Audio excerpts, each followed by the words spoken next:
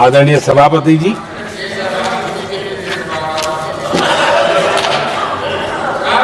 हमारे देश में बाबा साहब आंबेडकर एक दीर्घदृष्टा थे। समाज के दबे कुचले लोगों को मुख्य धारा में लाने के लिए वो प्रतिबद्ध थे और एक लंबे सोच के साथ भारत को अगर विकसित होना है तो भारत का कोई अंग दुर्बल नहीं रहना चाहिए, ये चिंता बाबा साहब को सताती थी और तब जाकर के हमारे देश में आरक्षण की व्यवस्था बनी। लेकिन वोट बैंक की राजनीति में छुपे हुए लोगों ने, डूबे हुए लोगों ने धर्म के आधार पर, तुष्टीकरण के नाम पर आरक्षण के अंदर कुछ न कुछ नुक्सेदनी करने का प्रयास किया और इसका सबसे बड़ा नुकसान एससी, एसटी और ओबीसी समाज को हुआ है। आदरणीय सभापति जी, आरक्षण की कथा बहुत लंबी है। नेहरू जी से लेकर के राजीव गांधी तक कांग्रेस के प्रधानमंत्रियों ने आरक्षण का घोर विरोध किया है। हिस्ट्री कह रही है आरक्षण के विरोध में लंबी लंबी चिट्ठियां स्वयं नेहरू जी ने लिखी है, मुख्यमंत्रियों को लिखी है।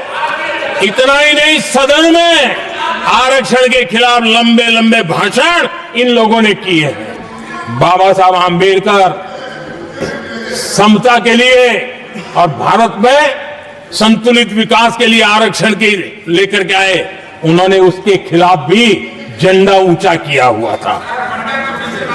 दशकों तक मंडल कमीशन के रिपोर्ट को डिब्बे में डाल दिया था।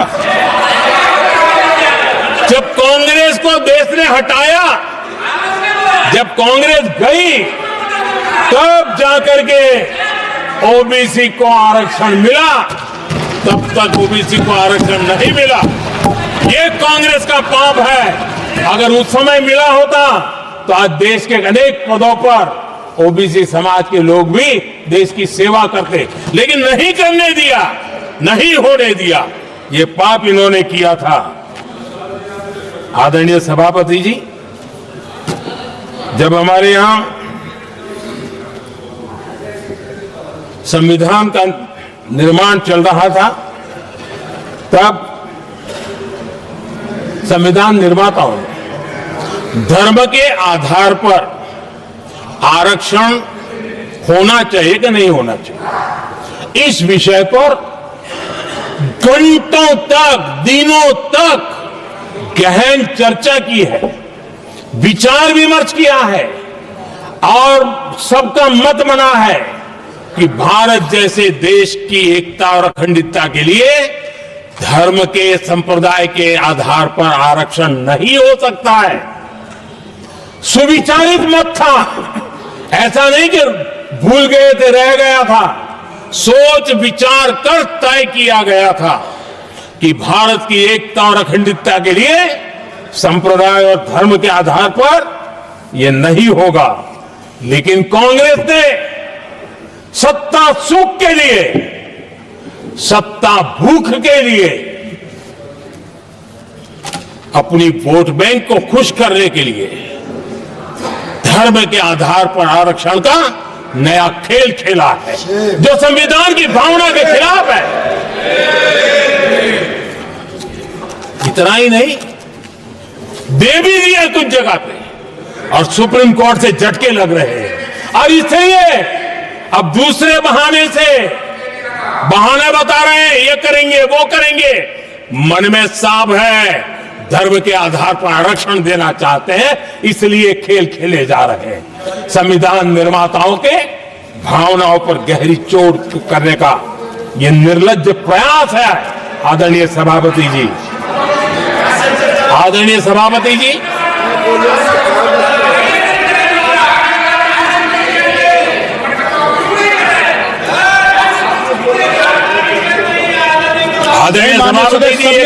और विषय, ये तरीका ठीक नहीं। आपके नेता ने बोला, आपने बोला दोबारा बात मत करो। इसकी भी मैं चर्चा करना चाहता हूं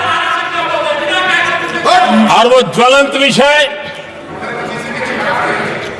समान नागरिक संहिता, यूनिफॉर्म सिविल कोड, ये विषय भी संविधान सभा के ध्यान बाहर नहीं था। संविधान सभा ने यूनिफॉर्म सिविल कोड को लेकर के लंबी चर्चा की, गहन चर्चा की, और उन्होंने बहस के बाद निर्णय किया कि अच्छा होगा कि जो भी सरकार चुन करके आए वो उसका निर्णय करे और देश में यूनिफॉर्म सिविल कोड लागू करे।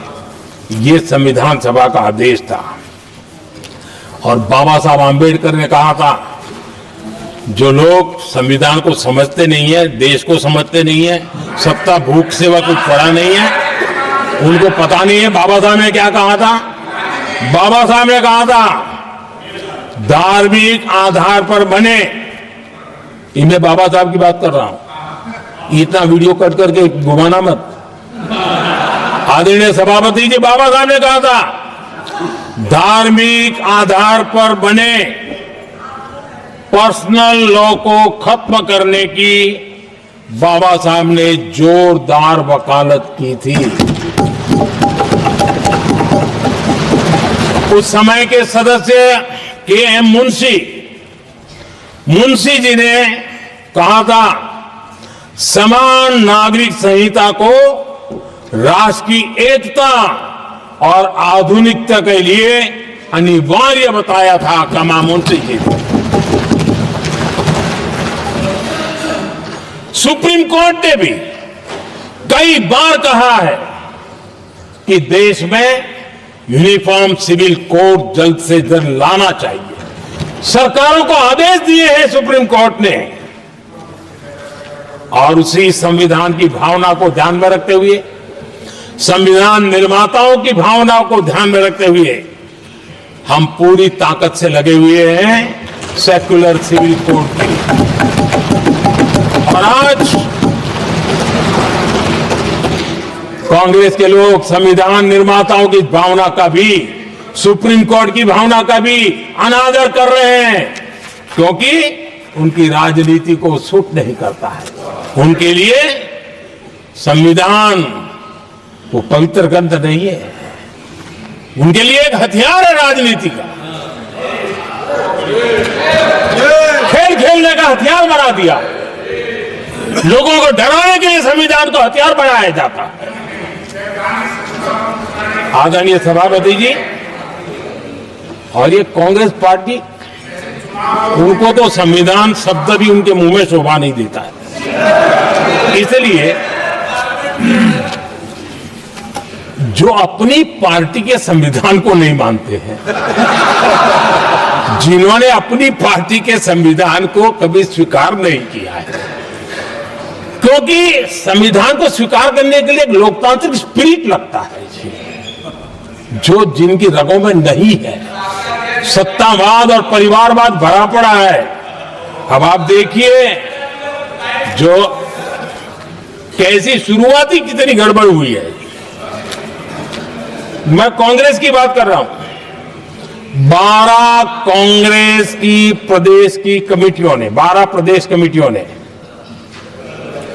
सरदार पटेल के नाम पर सहमति दी थी।